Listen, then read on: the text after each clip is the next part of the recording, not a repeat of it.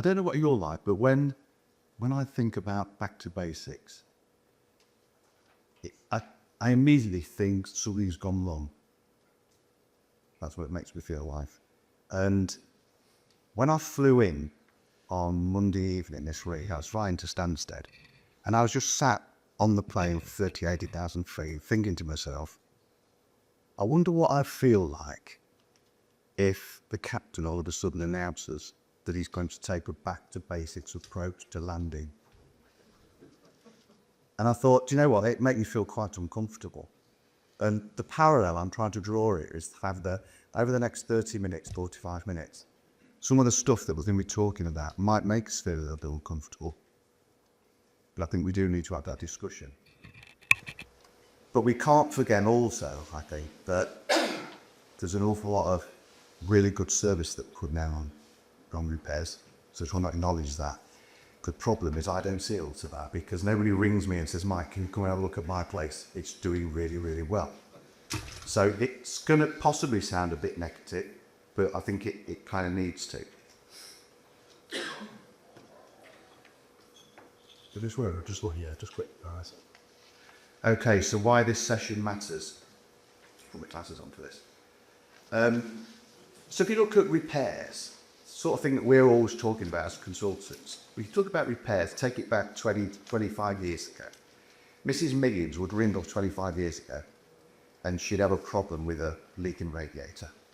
And apart from the fact that we've layered complexity, innovation, tech on top of all of that, but guess what? She's still ringing up today and she's still asking about that radiator.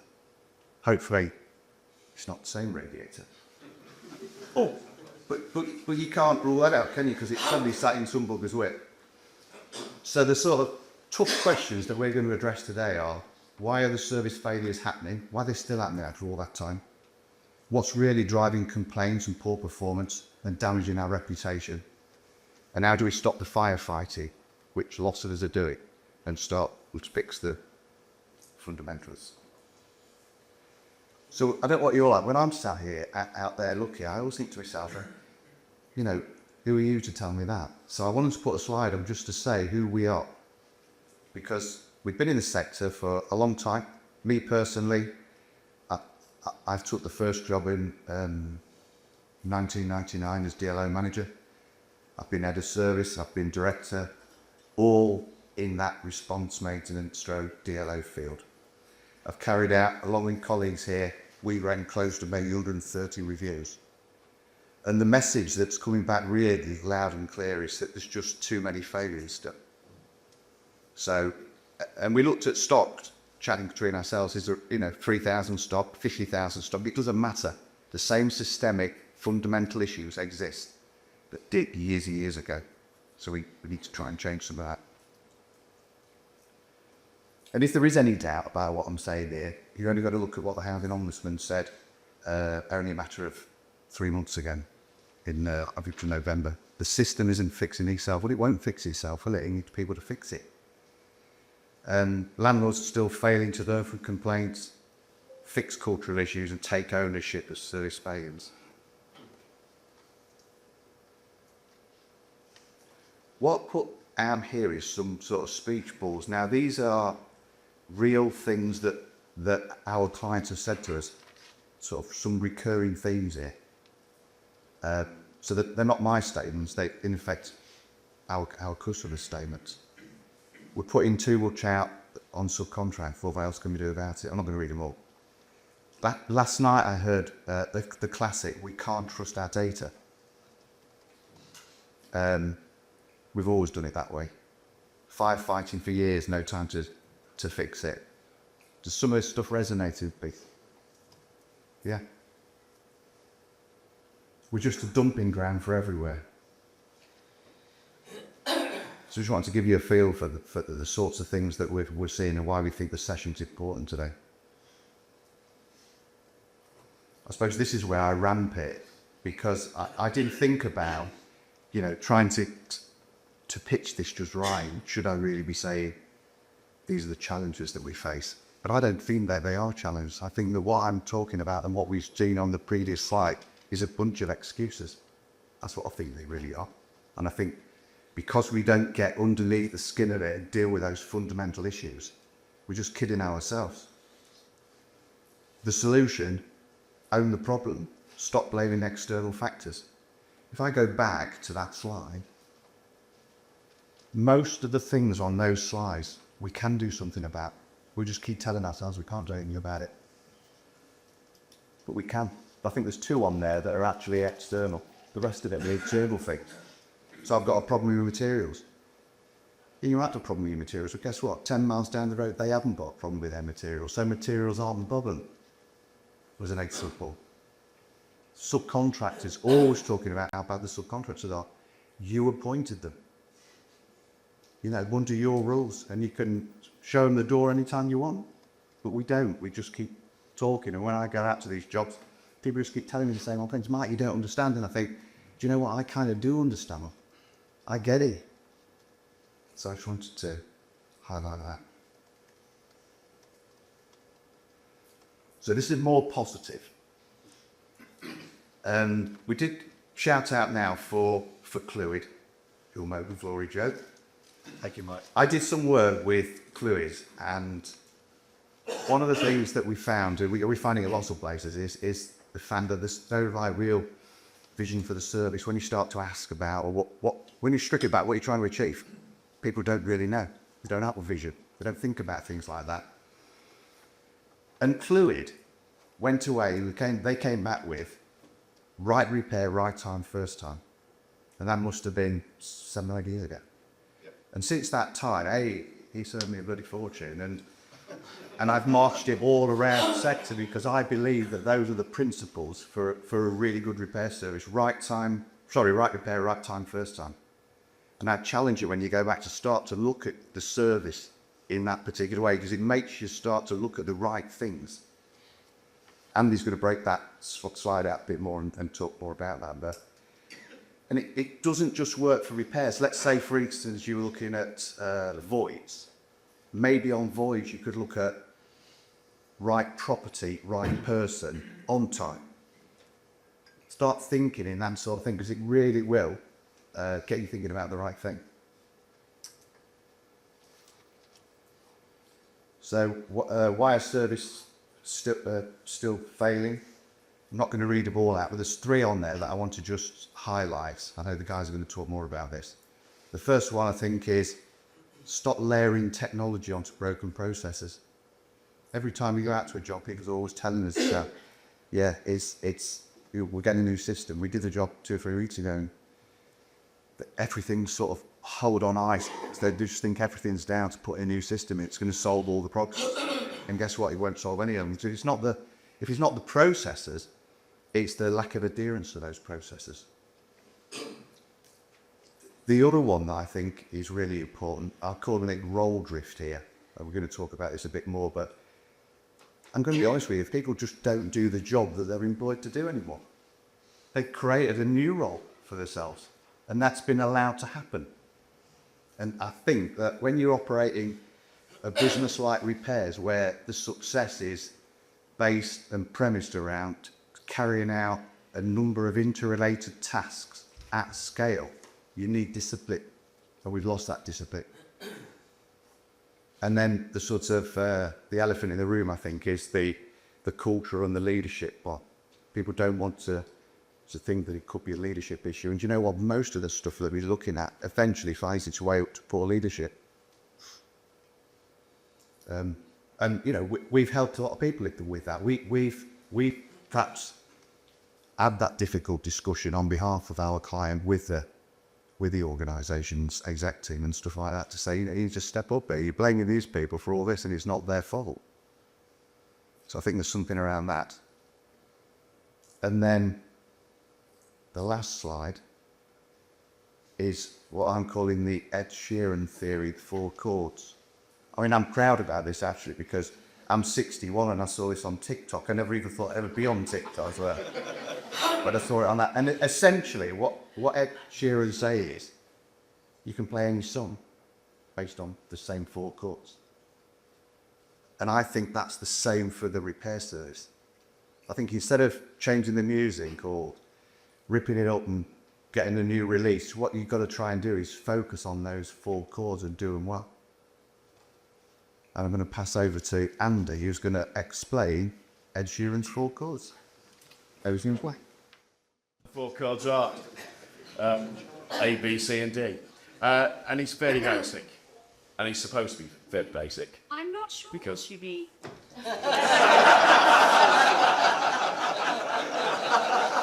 Just listen for a while. Get the hang.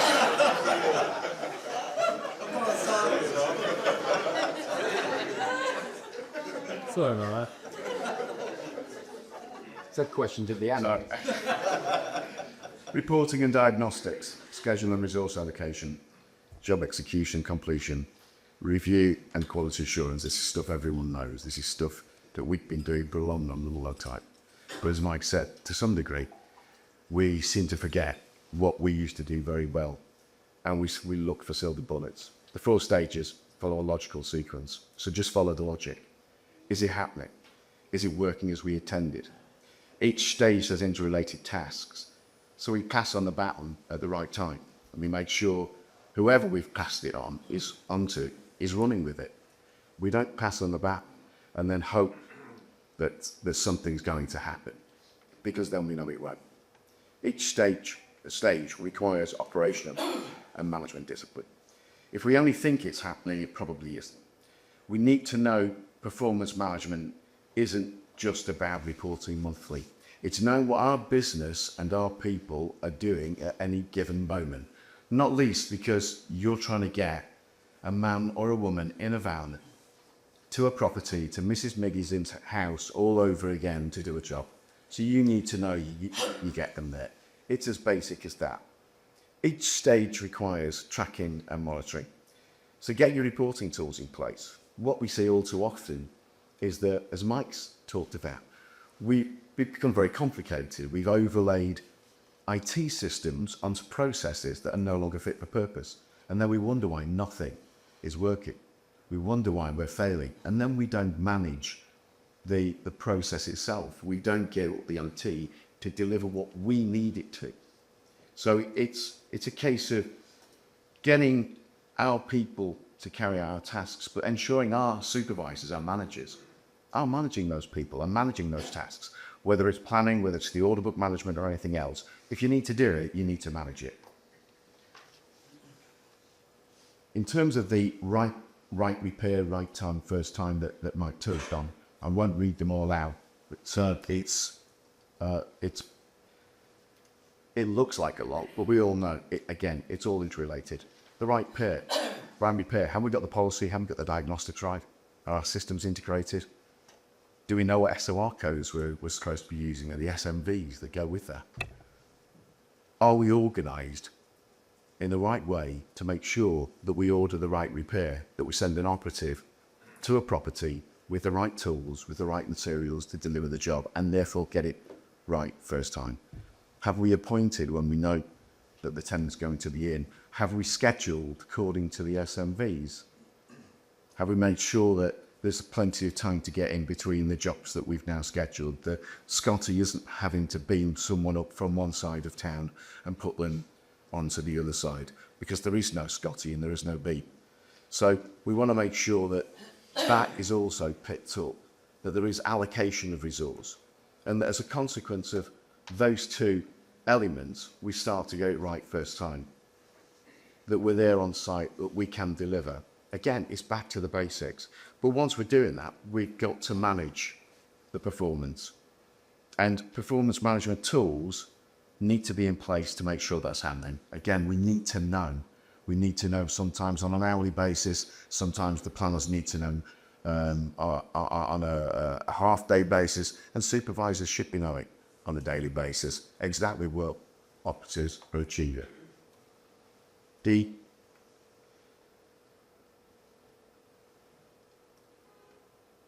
The key contributors to repair service failure are diagnostics and reporting. And if we don't diagnose it correctly, well, we could be already 1-0 down before the match has even started. We have problems with complaints with customer service, and as Mike touched on, sometimes that's a consequence of our culture and our leadership. Because when we don't lead and manage customer service is going to be poor. Complaints will increase. And then we get turned into, as we all know, a complaint service and not a repair service, and that starts to drain us. The operational systems and the material supply have got to be right. If the van stock is wrong, it's just more wasted energy, it's more wasted time, and it's just more time lost that we're going to have to find from somewhere else. And that's going to lead to problems in our scheduling and our workforce management. And if we don't minimise the time on site and optimise the jobs we get to, then we'll soon find that we're playing the game with too few players. And the other team is stacked with all the players they need. So we're on a hiding to nothing from the start if we don't get those things right. So it's about understanding the root causes. Lack of strategic clarity, firefighting culture, as Mike's touched on, with too much reactive responses to the problems that we face, and not enough structured improvement. Weak accountability structures. You know, Mike touched on this. This is also part of the drift. People playing the role they want to play. It's like the goalkeeper in a football match deciding they want to go up front for 90 minutes of a game. You know, kickoff comes and they're playing striker. Well, that's fine, but you're going to lose 25-0. You know, that's the reality. So we need people to play in their team, and we need to make sure people are accountable for the tasks, for the work that they are supposed to be delivering. Because all of that leads to silo working, and then group structure challenges also start to impact, whether it's mergers, whether it's takeovers, because that leads to more fragmented teams, more fragmented processes, and ultimately it'll lead to inefficiencies. So the real distractions preventing success, as Mark touched on, as I said, staff playing out position, staff shaping the roles to what they think the role should be rather than what the service demands, rather than executing the core tasks.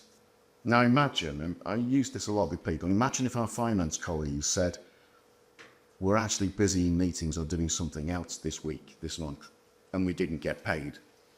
We soon be rethinking that whole approach to tasks.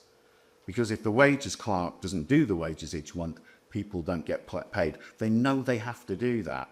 And the same principle applies to us. We need to manage the tasks. We need to know what we do daily, what we do weekly, what we do monthly. What must we do at each given point? And who's managing that task? Who's delivering that task?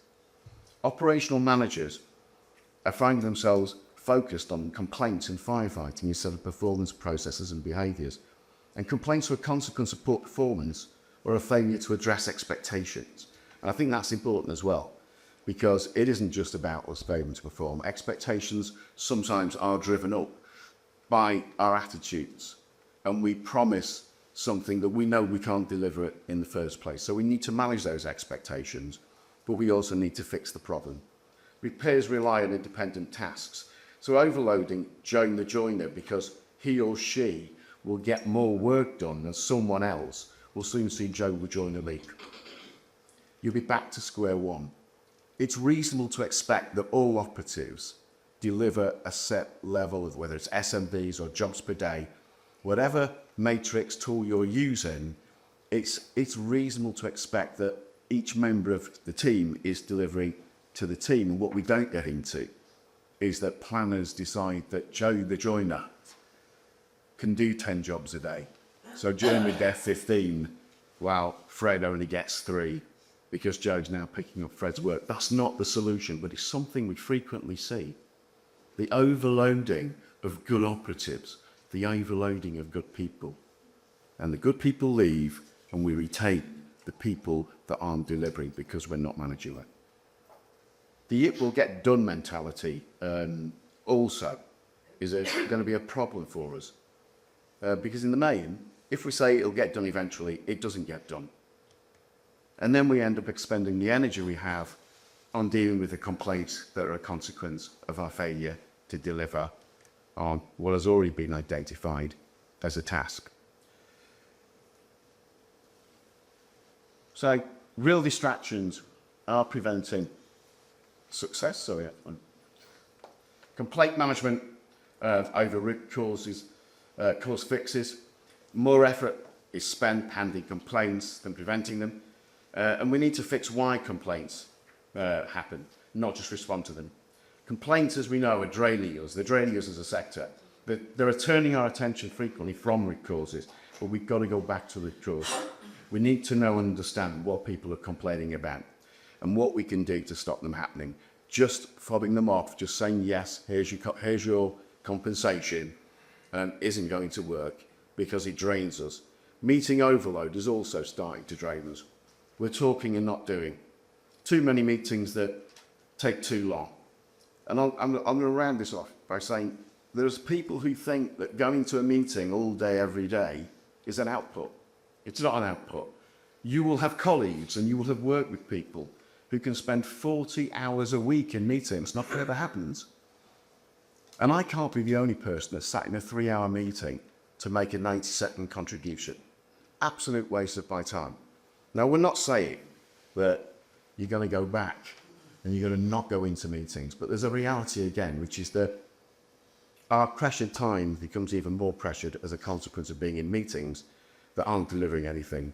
And again, if the wages clerk sat in meetings all day, every day, and didn't pay the wages, we do rethink the whole approach to meetings. So, core problem, why we're still struggling? Well, we've invested in tech. Complaints are at record levels, but the root causes remain unchanged. Essentially, too many colleagues, ultimately as well, become distracted by the shiny. And sometimes, corporately, we encourage that distraction. There's no getting away from that. And we're not saying go back to your organisations and declare UDI and start a civil war.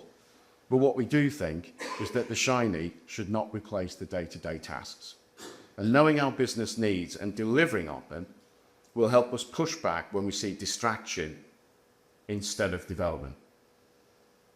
Because we all know that talking a good game, culture, and talking a good game about customer service will never replace delivering a good customer service and a culture of success. Thanks.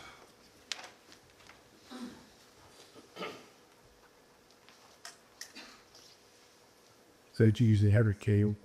Yeah, right side there.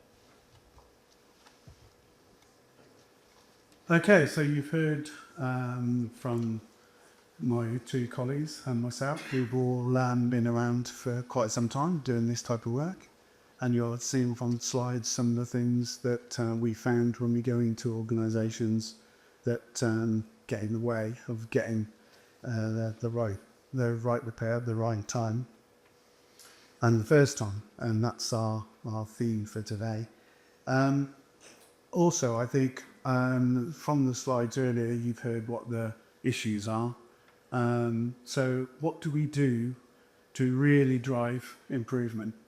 How do we do that? So the next few slides, I'm not going to tell you what to do because it's not for us to do that, but to give you some questions, if you like, of perhaps what you should think about as you want to be moving forward. And I'd start with saying that you need support from the rest of your organisation, and especially from your leaders. They need to give you a clear vision of what it is that they're expecting for your organisation. And we all know that different organisations have different visions, but ultimately, you know, we're here for residents and we're here to make sure that these repairs get done as quickly as possible and cause them as little grief as possible.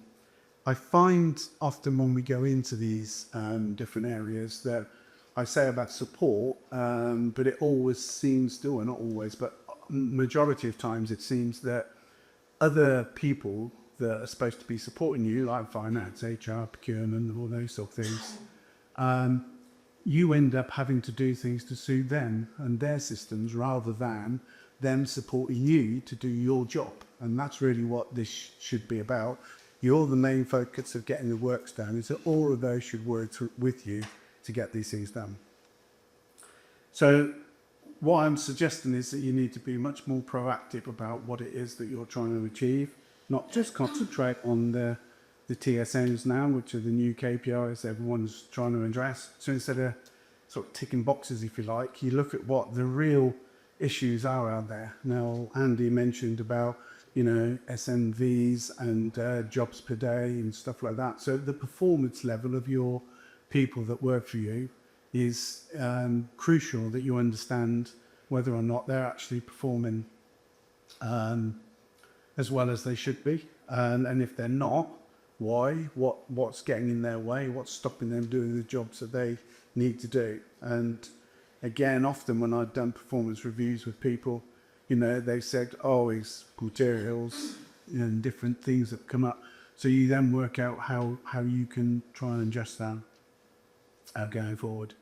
But I think one of the biggest challenges that everyone has is behaviours. I mean, a lot of people have been around quite a long time. They've been doing things similar ways for many years. That original slide that Mike came up with, one of the items on there, we've always done it this way. And I hear that so much when I go into organisations, and then getting them to change is quite difficult. And again, that goes back to leadership. The leadership need to be able to take that on board. These days, with mergers and people trying to reduce the number of directors, often we now gone to place people and whatever the other one is. And those people are not always understanding of what the repairs are. Repairs is a very basic function, and a lot of people seem to think it's easy, but they don't understand what's needed, what that support is for you guys to do your job.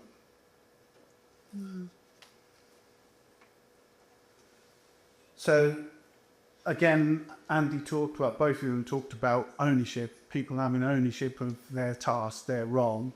And as has all been said already about the ownership, people have sort of stretched their works, sometimes by their own design, sometimes by other people in the organisation. One of the issues that I think we have as DLOs is you're part of a group or part of an organisation. You're not always treated as a contractor because you're being asked to do things outside of what contractually you might do. So that's a concern, and you also don't get the recompense for it financially or in resources. So clients often want to reduce their on cost and therefore push a lot of stuff into to the DLO hands, which is fine, but it's a function that you need to be supported for. So again, you need to think about that when you're looking at the way that your organisation works. I mean, we talked about subcontractors. One of the big problems I found in most places is a lot of subcontractors are being employed to do lots of work, but the control of those subcontractors is not great. Minutes are sparse, that's the word. And there's a lack of actions and looking at KPIs, and then things like social benefits, all the things that are supposed to be in those subcontractor stuff. I'm not saying it never happens, of course not, but as Mike said, we don't get called in to where it's working. When we get called in, it's when it's not working and they need help, and that's quite a common thing that we're finding. And more recently, I know myself trying to chair meetings, make notes and contribute towards the meeting is quite difficult, but now with AI, there are systems out there that can record that for you. They can summarise the meeting. They can come up with action plans. So you can, especially when you're talking about, say, supervisors or managers doing those meetings with the subcontractors. All that now could easily be done. But again, the last climber was that only last week said we're not allowed to use AI. So again, other things within the organisation stopping you doing your job. Competency is a great thing now. Six Grenfell, obviously, Dame Judith talked about competency of people doing their roles, and that's now becoming sort of high on the agenda. People are being given timescales now to get qualifications so that they can prove competency.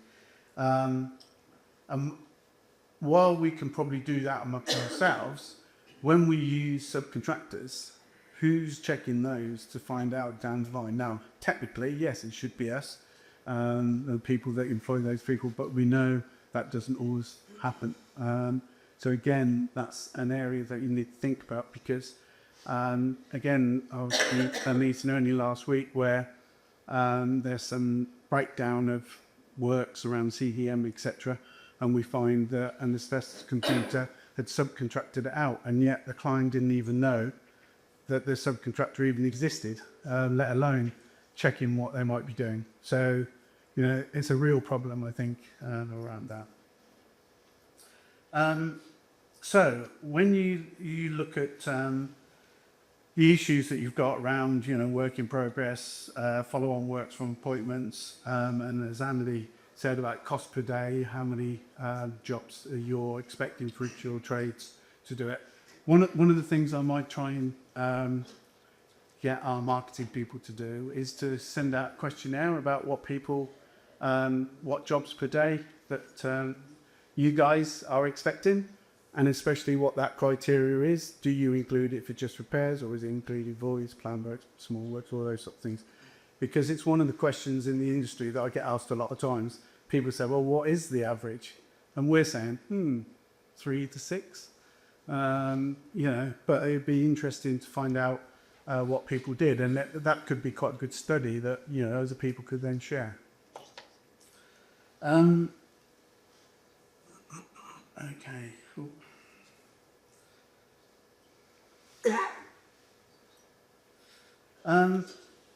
So as Andy has said about, Mike and Andy have both said about that, the creep of different responsibilities or areas that people are taking on within the teams.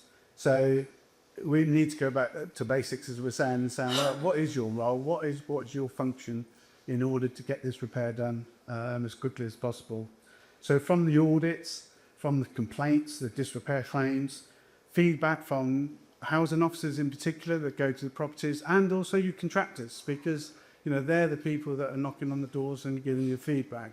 So you need to take all that on board and find out what the problems are that they're encountering, and then, as we've said earlier, don't then firefight it. Find out what the fundamental cause is between that, and then say, right, what do we need to do to fix that? So, is your scheduling wrong? Have you not got enough people? Some of your so-called multi-trades, not multi-trades and can't do the job, and then there's a follow-on job and all those sort of things, they're all stuff that you've got the information from that you can look at.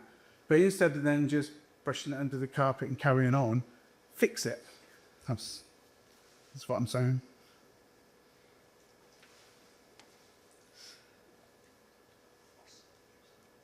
So again, with outstanding orders, again, when I go into organisations, I find the first question they ask is, may I have a list of all your outstanding orders? And surprise, surprise, they go back, some of them, years. And you say, well, why haven't you done anything about that? And then they give me a load of reasons why they couldn't do it. But it's a job that's outstanding for 2 or 3 years. You need to fix it, not, oh, I can't do it, or it's too difficult, or someone else is supposed to be doing it. Your responsibility to get those jobs done, so they need to look at that. And I suggest always that you have, with your monthly reviews, all your outstanding orders are looked at, and people are challenged to say around the room, why haven't you done that? Why haven't you cleared that? So, and as was said about meetings, one of the issues I've got the same is that I attend so many meetings that, are they all needed? Are they real? Are they meetings that are called by other people or other departments, and they want to have everyone involved? But if they're not going to make a contribution, or not just make a contribution, but something that can be actioned on with what they're saying, rather than, oh yeah, great, they said this, and we'll ignore that. So, but if you do have to go to a meeting, again, I think the issue that comes back is there needs to be actions raised from those meetings with timescales. And again, at the next meeting, they should be reviewed, and then people should be challenged to say, well, why haven't you done that? What's the problem?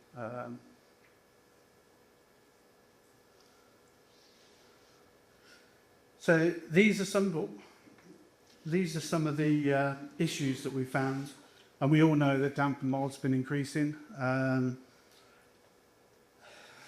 disrepair, are some of the biggest complaints that we have. And the reasons that we've found between us is a majority of these are due to no access, poor diagnostics at the actual start, and scheduling issues. And again, one of the things that we found is that often there is a call centre team that take the call and raise the order and pass it over. And then there's a planning team. And the planning team then have to deal with the issues of that, say, wrong diagnostic or whatever. So why aren't those two teams one to start with?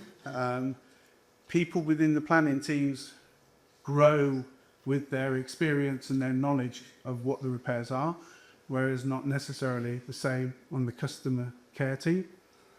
Even if the customer care team has a separate section to deal with repairs, because a lot of them are generic, at least then they might build that relationship. And also, if they're not going to be amalgamated together, they should be co-located together so that they can, share that information. And in a lot of places, actually put supervisors into that mix as well, so that if there is a technical question that gets raised by call centre or the planner, then there's a technical person there that can advise on what they should do. So, there's lots of areas that we've looked at that come up. I need a couple more now. Oh. So, what we're saying is we really need to move from what the symptoms are to actually what the causes are, and then try and solve the causes, to find out why it's failed. And as I said earlier, there's so much data there that you can use. Most systems have got loads of data coming out. Whether it's the correct data that you want, that's another question. But at least you've got the data that you can pull that information out. So you need to move forward, and like I say, not look at firefighting, but look at what the causes are. So Mr. Keane is very forthright in his comments, and I'm sure anyone who's listened to him knows that. But he does make a good point. Just do your job. That's all you need to do. If you do your job and everyone does their job, then we would be a long way down the road of getting a good repair service. So, a summary of all of that in a way is, these have been built up due to old practices, systems, things getting in the way. We've always done it this way. So we need to move those jobs from the too-hard box into an action box, a priority action box. I mean, the first thing I'd say, when I go to places, is the first thing you need to do is get rid of your backlog. You need to go back to those off jobs. You need to clear those. Often that could be a separate team to deal with that, where the main team gets on with the day-to-day stuff to make sure no more drops out of its target. But they need to be cleared. And as I said, it isn't just about fixing that job, it's fixing why that job has failed. Why has it been outstanding for 2 years? And what can you do about them?